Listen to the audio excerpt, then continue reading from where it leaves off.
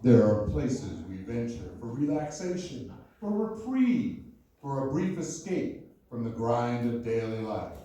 But some journeys take us beyond the boundaries of safety and into the depths of mystery.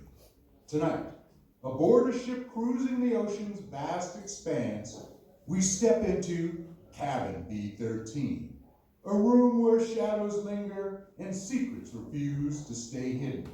What starts as a vacation will drift into a nightmare as one passenger learns that the deepest waters aren't found in the sea, but in the human soul. Smoke from her 3 funnels coils up lazily in mild October air.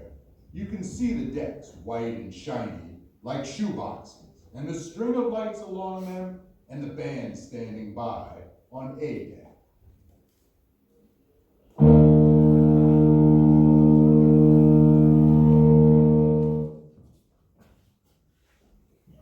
It's all right, Ricky. We're not too late. Oh, no, Anne. I knew we'd be in time. Oh, a honeymoon in Europe. 3 whole days together. Oh, and you've been my wife for practically, what, 5 hours now? I believe the correct phrase is, it was so sudden, Mr. Brewster. So sudden that we didn't even have time to get husband and wife passports. I hope they don't think that you're an improper woman. I'm going to act like a complete wanton just to devil you up.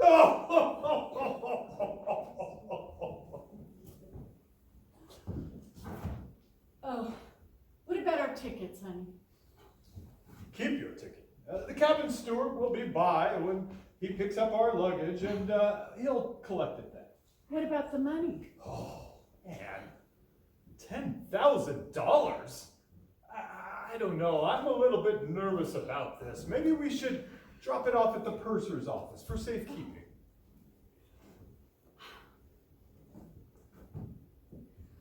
Maybe you had. Wait a minute, Ricky. What is it, dear?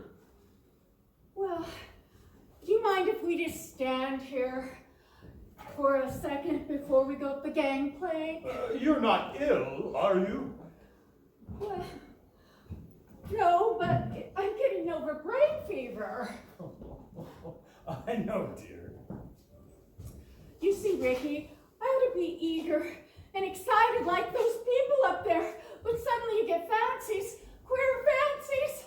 Suddenly right now, all I can think of is the night, the wind, the black water, and the dark. And that's exactly the kind of morbid fancy we're trying to cure you of. I know, Ricky. I'll be good.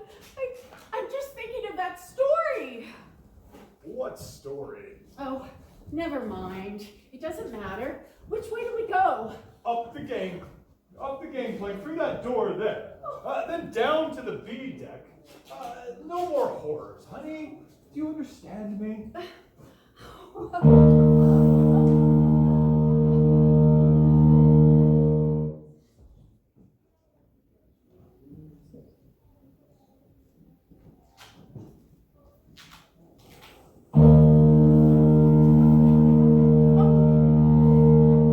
Here we are, Anne. B deck. And our room is, oh, good Lord, B13. B13? You're not superstitious, are you? Why, no, dear, not about that. Open the door. Okay, here we are. Lights on, and... Oh!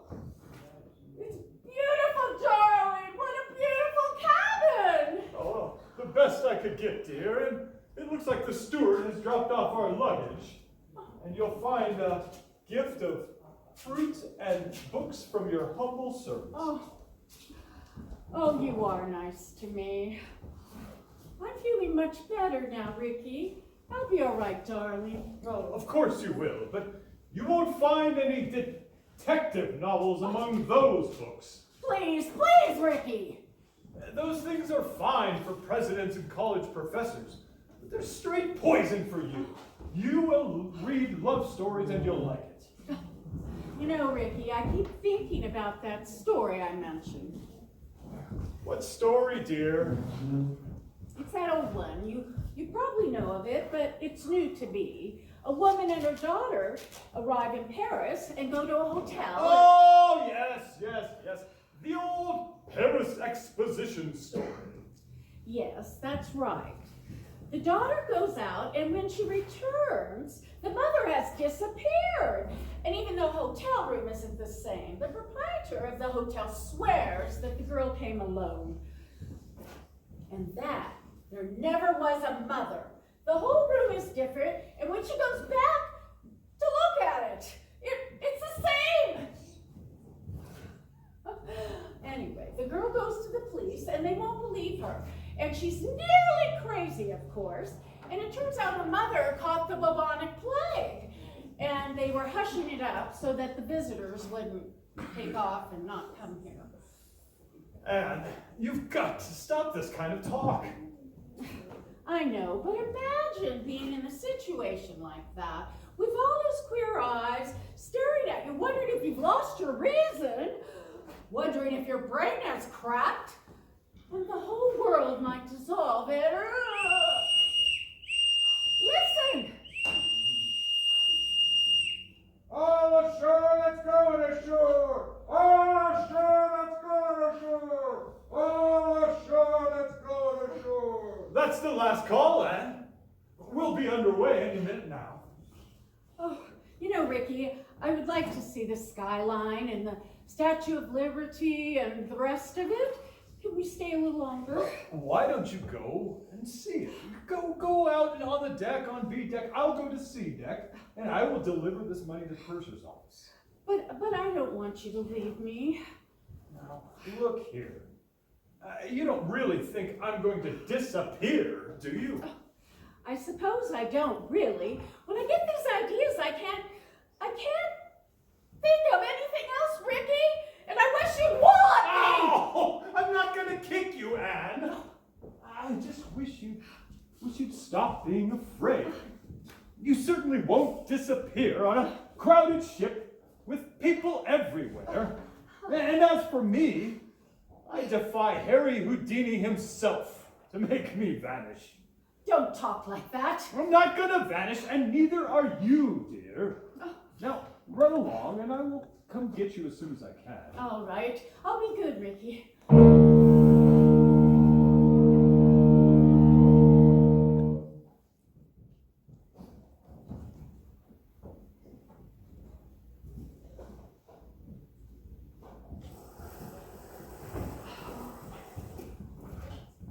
In with your gangplank, in with your gangplank. Gangplank's in, sir! Close the rails. Ready to go. Eager people, excited people, happy people, all crowding around. Wave goodbye. Nothing to worry about, nothing on their minds except... Except what? Oh. Except seasickness, madam? Oh. Beg your pardon, I hadn't mean to startle you, believe me. Oh, well, please don't mention it. How silly. It was my fault. I haven't been very well. I noticed it, madam. If you'll forgive me, that was why I spoke to you. As you can see by my uniform, I am the ship's doctor. Well, this is a British ship, isn't it? You don't sound British. No, I'm Croatian, madam. Dr. Paul Neal, at your service. Oh. I'm not very popular in my country today, the days of ignorance and all. Oh. Well, I'm Mrs. Brewster, Anne Brewster. When does the ship take off? Well, in about a second, Mrs. Brewster, you'll hear the whistle, and the band will strike up Old Lang Syne, and then... Oh, we're moving, aren't we? Yes, don't you feel the vibrations of the engine?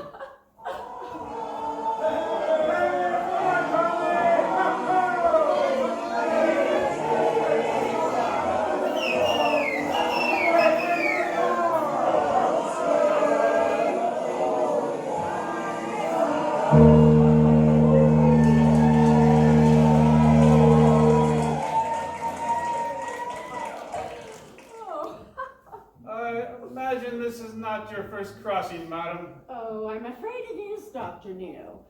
But my husband's crossed many times, but not on this ship. Well, then I hope you're a very good sailor. Why, Dr. Neal? Well, because we're going to be running into some dirty weather once you get out to sea. October is a very bad month for traveling. Well, if I do get seasick, I'll come straight to you. I'm sure I'll be cured in no time. Let me tell you a secret, madam. There are two common ailments for which medical science has no cure. One is ordinary seasickness, and the other is a hangover. Tomorrow morning, I shall be dealing with both. Oh, and enjoying it. Oh, no. Sympathizing with it. That's all I can do. Oh. So, how do you like the Moyavena? Oh, it's magnificent. I love everything about it. We have a beautiful cabin down on B deck, B13. Why? What are you looking at me like that? I beg your pardon, did you say B13? Yes, why not? Well, you're quite sure of that, madam. Why, yes, of course I'm sure of it. I saw the number on the door. Why not? Well, because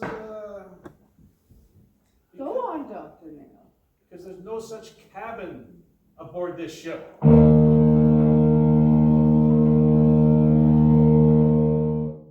I'm not joking, Mrs. Brewster.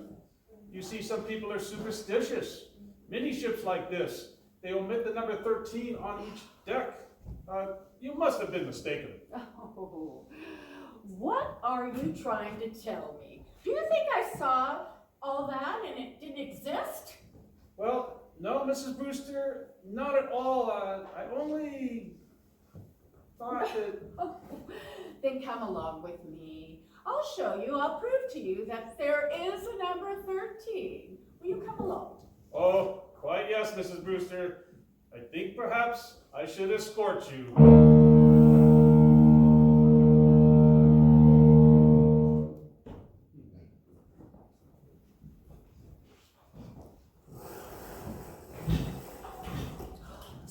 Stewardess! Yes, ma'am. Coming straight to it. Tell me, stewardess, is this the deck? Isn't it? Yes, certainly. Oh, but Dr. Neal said, I'm trying to convince him. We've gone all over the ship and looking for the cabin number 13, but we can't find. I've been trying to convince this lady that there's no such cabin as a number 13 on this ship. Why, sure to heaven there isn't, ma'am, and never has been. Oh. I've served aboard the Mauravania a matter of 8 years, and I ought to know. But I tell you, I saw it. I was there. It was a big cabin with a private bathroom attached. The walls were paneled in light oak and rosewood and yellow satin. Oh, and the portholes looked like real windows. I'm afraid that's not much help, ma'am. No, I'm afraid not. Most of the cabins hereabouts, they look like that. And, well, let me ask you, what was the name that the cabin was booked in? Brewster, naturally. Let's have a look-see on my list. No, there's no Brewster here, ma'am. Oh, I tell you, I was there. They even delivered my luggage to the room. Excuse me, ma'am, but I've had a look-see in all the cabins I'm in charge of, just to see if any of the passengers needed anything. And I don't recall any luggage with a Brewster label on it. Wait a minute. There may be a partial explanation for this. There, now you see. That's better. Mrs. Brewster, I was hoping you might find one. Well, Ricky, that's my husband. Ricky and I have only been married for a very short time. And when my maid printed the baggage, she probably put my maiden name, and I never noticed it. What name might that be, ma'am? Anne Thornton. Anne Marie Thornton. Oh, Lord, miss, Why couldn't you have said that earlier? I remember it well. 2 suitcases and a little trunk. They're in cabin B16. Now, B16? Where's that? right behind you. You're standing practically in front of the door. Oh, thank goodness. Yes, but what about my husband's luggage? There's no gentleman's luggage in that cabin, miss. Your husband's or any other gentleman's, if you know what I mean. Oh, I won't stand for this. Where's Ricky? What have you done with my husband? Please, Mrs. Brewster, there's one easy way to settle this. Settle it how? Just look down the corridor there, and you notice the man coming towards us, the man with the gold stripes around his sleeve? Well, That's Mr. Marshall. He's our second officer. Have you ever seen him before? well, yes, I have. He was standing at the top of the gangplank with Rick and I when we got on board. Exactly. So he might be able to tell us something. Mr. Marshall! Mr. Marshall! Yes, Doctor, what's up, Would you mind coming here for a minute? Yes, why, not at all, old boy. I'm always glad to oblige a chap who may have to cut me up at any moment, eh? What may I do for you, huh? Well, take a good look at this young lady and tell me, have you seen her before? I've seen her before. Well, dear chap, if I had overlooked the young lady will pardon me. I hope a pastor as charming as this lady, I would be less a gentleman than I fancy myself. So you saw her coming aboard tonight? Oh, yes, certainly, yes. And of course, you saw the gentleman who was accompanying her, right? Oh, gentleman with her? Yes. Okay, Yes. but there was nobody with her, old boy.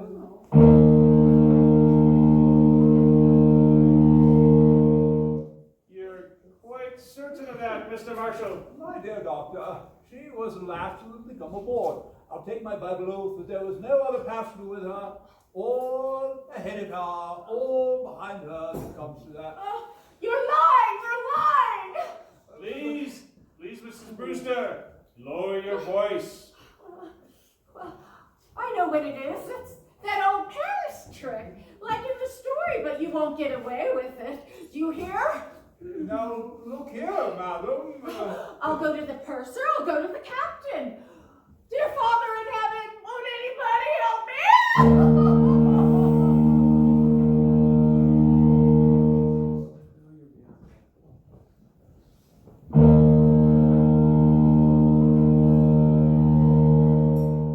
Later that night in the captain's room, just abaft the bridge, there's a conference of ship's officers outside, stung by spray, clinging to the bulkhead rail in the dark. A frightened girl waits till the door of the captain's room opens.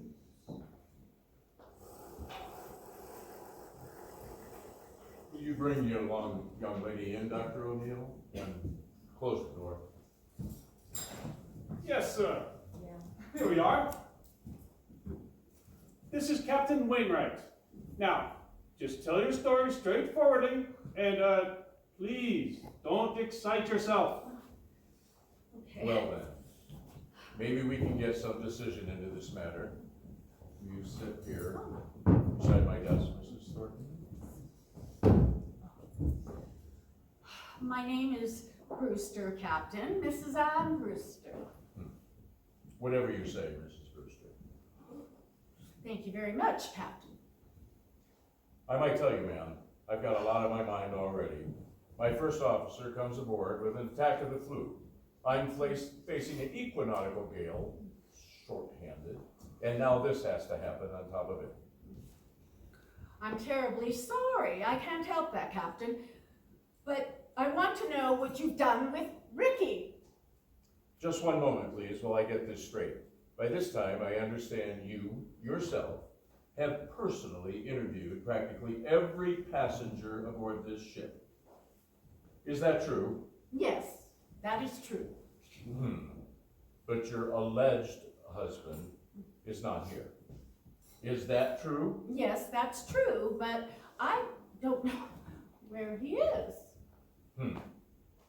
In the meantime, the purser has sent a squad of men to search this ship. They've searched every inch of it. You can take my word for that. Every inch of it. There's nobody hidden. Your husband's not here, according to Mr. Marshall, who's standing right over there.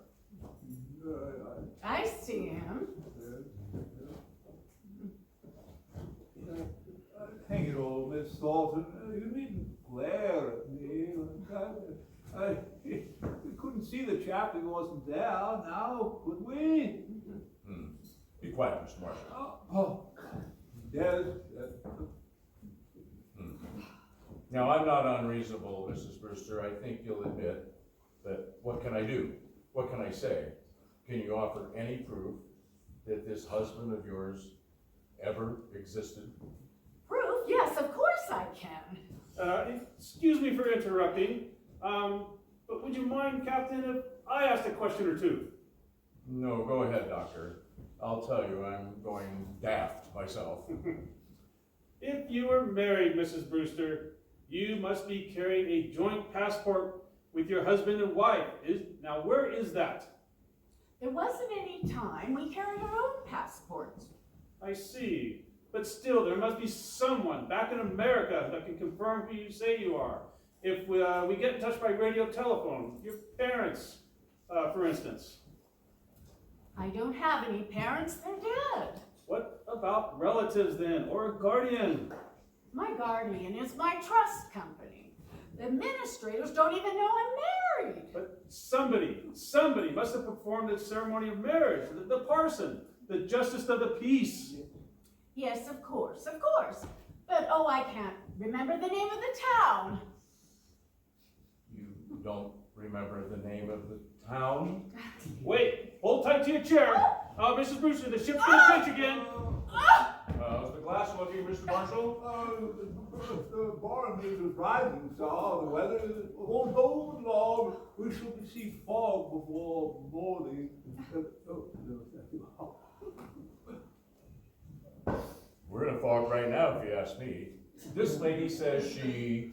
I'm terribly sorry, but I'm trying to think of it. It was a little town in upstate New York where they can marry you in a moment's notice. Ricky kept the certificate, and I was confused, and I haven't been very well. No, you have not. You see, Ricky had been away. He came back, and he sort of swept me off my feet, and oh, what's the use? Not much use, apparently. If you'll take my advice, ma'am, you'll go below to your cabin, get some sleep. I'll send the doctor down to mix you a sedative. Oh, you think I'm crazy, don't you? I think you're a little overwrought, ma'am. What I can't understand is why should you want to do this? I can't believe that it's the bubonic plague again. Bubonic plague, ma'am? Yeah. Who said anything about bubonic plague? Never mind. But I'll show you. You're all against me, except maybe the doctor. But I'll show you. I'll prove it. I am going downstairs, and I don't want anybody to follow me. I don't want to be around here anymore. Good night. What? Night. Well, I'm glad that's over. Oh, boy. No, look here, Mr. Marshall. Do you think it's quite safe to trust her out there alone? Oh, I don't know, sir. She might just chuck herself overboard if we're not careful, really. Oh, do you think that she might do something foolish? Well, I think she might, well, you know, you have an opinion? Yes, I do. I can give you my opinion, gentlemen, in a very few words. That girl is as sane as you are. What's that? Sane? Absolutely. Wait and hear what I have to say. Please. I shared your own belief at first, but I've been talking to her all evening.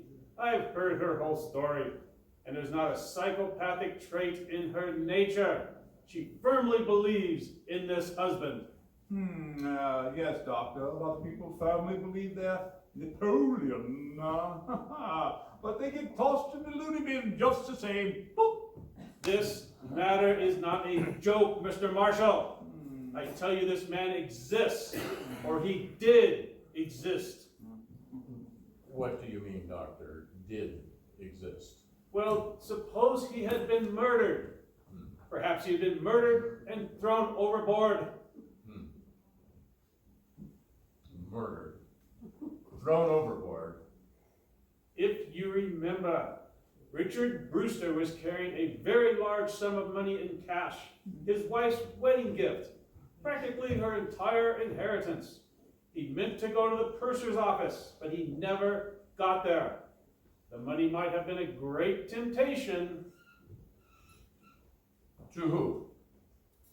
To a stewardess, perhaps, or even to a ship's officer. Just what exactly are you getting at? Ha! Well, numbers on doors can be changed easily enough. Just print a small card and put it on the slot in the door. If you use your intelligence, gentlemen, I think you will understand how a man can be made to vanish into thin air, why Mr. Marshall saw no other passengers, still doesn't exist. Yes, that's right. Now, listen, and I will explain exactly how a man can disappear.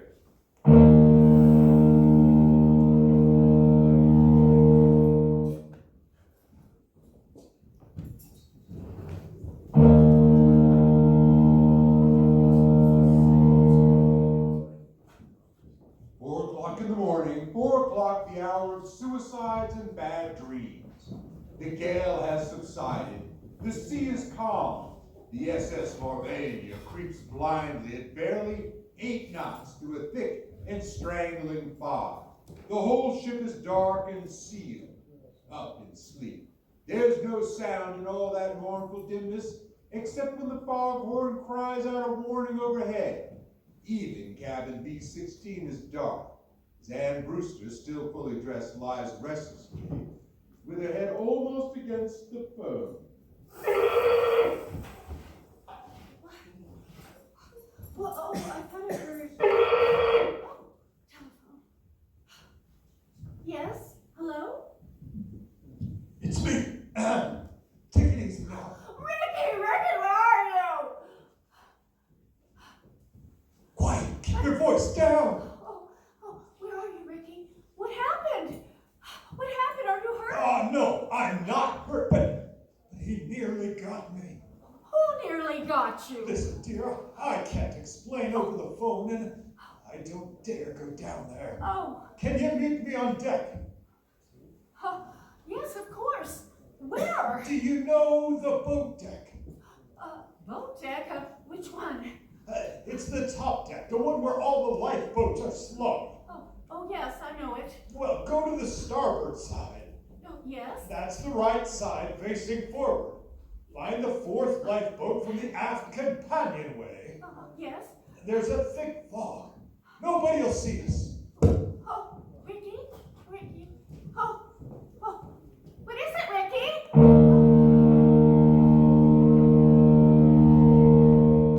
Excuse me, miss. I thought I heard somebody talking in here. Oh, stewardess, what are you doing up at this time of night? If I might ask, what are you doing up and dressed? You ought to get some sleep, miss. You really ought. It might interest you to know, stewardess, that I have been just talking to my husband. Now look here, miss. Don't start that again, please. Don't start that again. You all pretended to think I was mad, didn't you? And you nearly drove me mad. But Ricky's beaten the whole crowd of you, and I'm going on to the deck to meet him right now. On deck, miss? That's what I said. No, don't go out there, miss.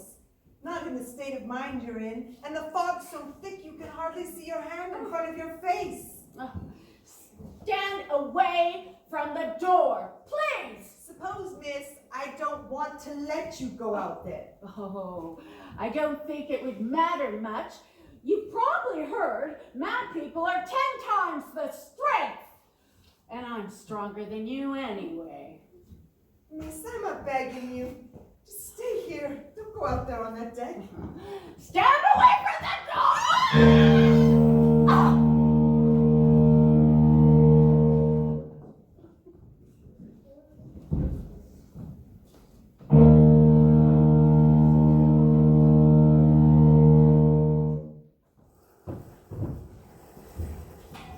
One, two, the third.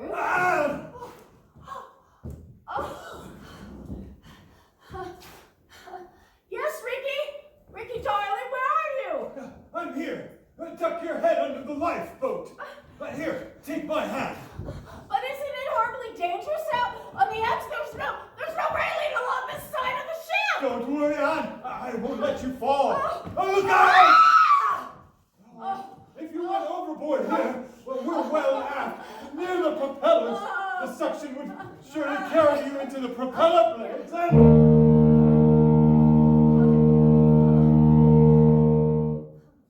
Listen. I can't hear anything except for the foghorn. Yeah, but I can. There's somebody moving along the deck. I can see the flashlight.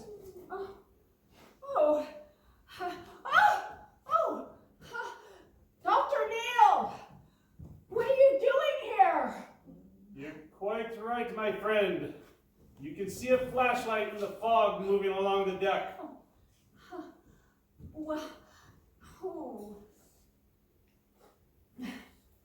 At the moment, young lady, I'm covering both of you with a revolver. Please don't move. So you were in on the conspiracy too, Dr. Neal. May I ask you what conspiracy? The whole ship's conspiracy to say Richard Brewster didn't exist. My dear young lady, you can set your mind at rest. There never was any ship's conspiracy against you. The people you spoke to were perfectly honest. Including Mr. Marshall, I suppose. Including Mr. Marshall, yes. Anne, what's this all about? I don't know what... Stand back there! I suppose he was telling the truth when he said nobody came up the gangplank before or after me. I beg your pardon. That was not what he said. He said no passenger came up the gangplank with you at that time. What's the difference? A great crime was arranged for tonight, young lady. And no less of a crime than murder. Murder? Who's gonna be murdered? You are.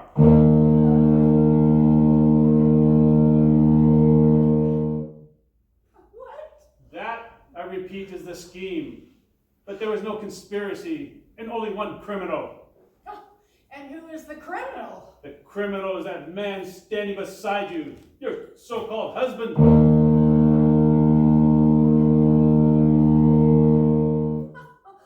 Ricky, oh, you don't know what you're talking about. I think I do. Marshall, of course, did see someone walking up the gangplank, loitering behind you, but he never dreamt of associating the person any way with you. What he saw was a ship's officer returning from shore leave in civilian clothes. A ship's officer? Yes, that man you call your husband, that man is not Richard Brewster. His real name is Blaney, and he's the first officer of the Moyavena. Are you trying to tell me that The captain can identify him. He's actually British, though he can fake an American accent very well. He already has a wife in England, and he's planning to join her with the $10,000 that he got from you. I don't believe it. I don't. Ricky, don't you want to say something? He planned it very carefully, I must admit. He never let you know he was a ship's officer, did he? He has been away for some time, naturally, so he persuaded you to marry him in a hurry. Ricky, is This is true. Here's the money. You see, all he did was hang a dummy number on the cabin door, remove it later, put on his uniform, and walk away with his own luggage. Well, but Captain Wainwright told us that the first officer had come aboard tonight With a bad attack of the flu. Our friend could not be seen in public until after he disposed of you. The best thing was to convince you that that you were insane, and he did. Then, when you went overboard tonight, They'd all think it was suicide! exactly. But I began to suspect this Brewster because you quoted him as saying such an obvious lie. He said he had never been on the Moyavena, yet he could direct you all over the ship, and he even knew where the purser's officer was. And so I went to his cabin, found it empty, searched, and I found your $10,000. What, you? Oh! Oh, look out, Riverdale! Put it down! Put it down! Oh, no!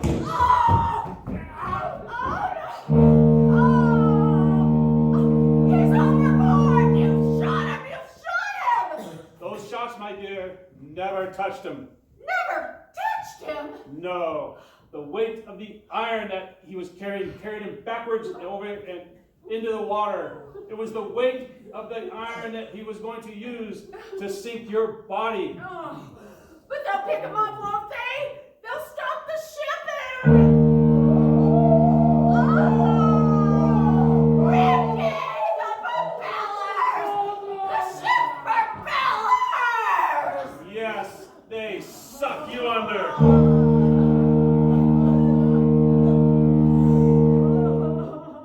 Doctor, I can't stand this.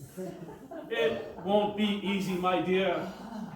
It won't be easy. I know. But believe me, this way, it is much better.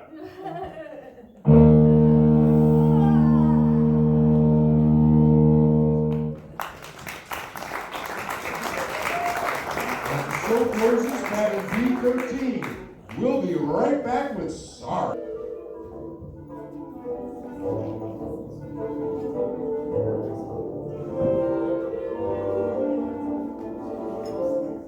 You're about to enter a realm of whispers and wires where lives are connected by invisible threads and secrets that hum through the wires.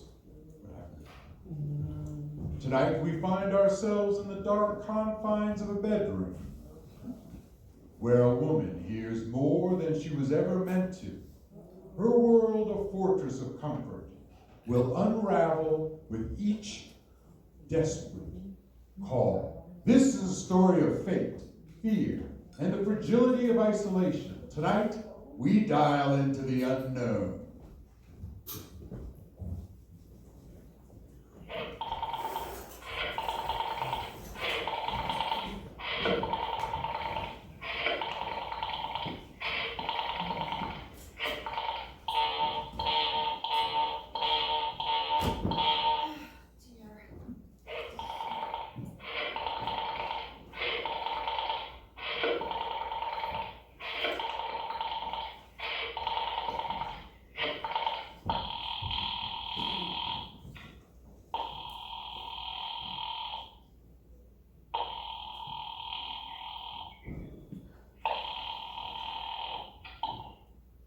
Your call, please. Operator, I've been dialing Murray Hill 70093 for the last 3/4 of an hour, and the line is always busy. I don't see how it could be busy that long. Will you please try it for me, please? I will be glad to try that number for you. One moment, please. Thank you. I just don't see how it could be busy that long. It's my husband's office. He's working late, and I'm home all alone, and my health is very poor, and well, I've been feeling nervous all day. Ringing Murray Hill 70093.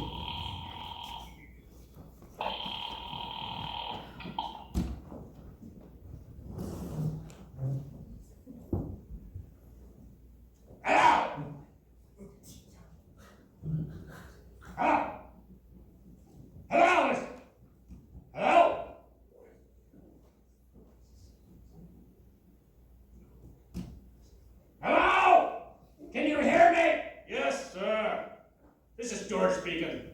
Well, hello, George. What took you so long?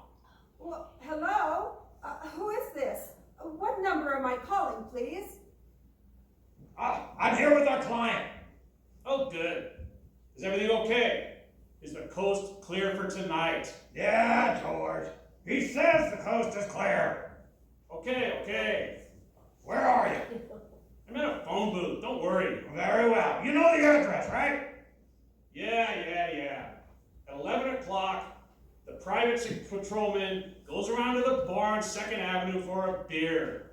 That's right. At 11 o'clock. I'll make sure that all the lights downstairs are Now, out. there should be only one light visible from the street. Yeah, I know. At 11:15, a train crosses the bridge. It makes a noise in case her window's open and she should scream. Hello? What number is this, please? Okay, I understand. I tell you, that's 11:15, the train. Yeah, you remember everything else, George. Yeah, I make it as quick as possible. As little blood as I can. Oh! Because our client does not wish to make her suffer long. That's right. But you'll use a knife, huh? Oh yeah, a knife will be okay. And afterwards, I remove the rings and the bracelets, the jewelry, and the bureau drawer because our client wishes to make it look like a simple robbery. Don't worry, everything's okay. I never make it.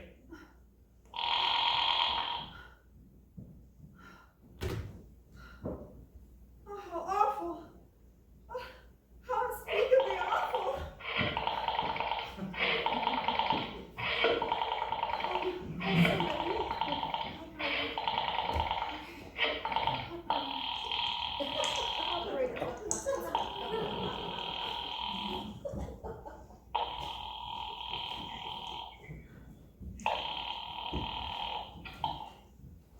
Your call, please.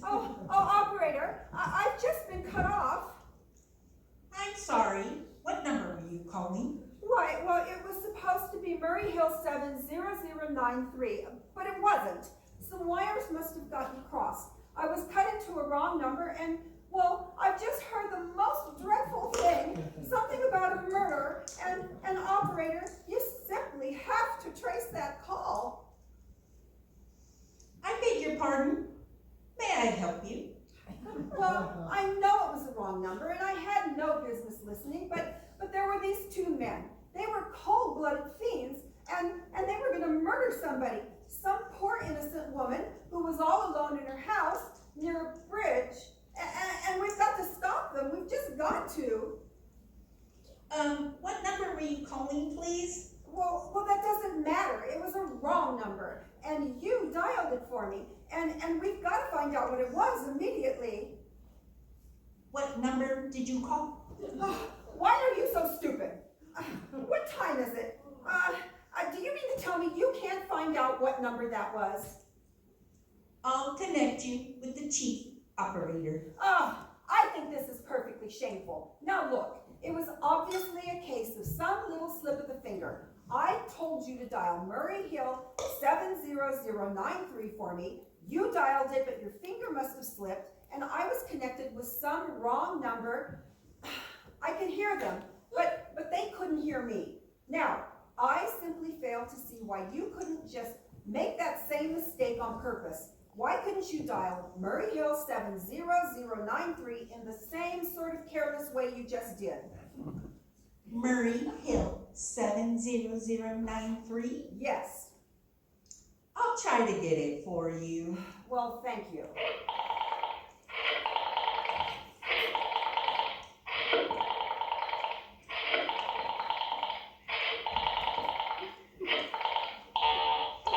I'm sorry. Murray Hill 70093 is busy. I'll call you in 20 minutes. Operator.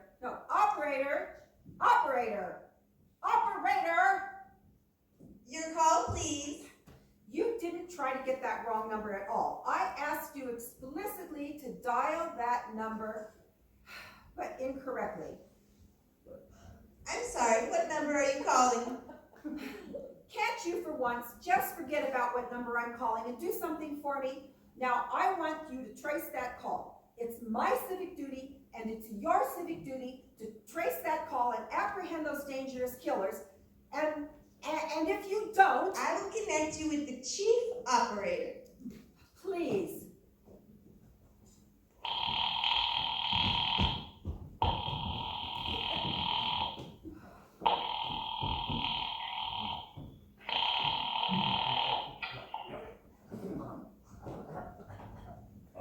It's the chief operator. Oh, chief operator, I need you to trace a call, a telephone call immediately.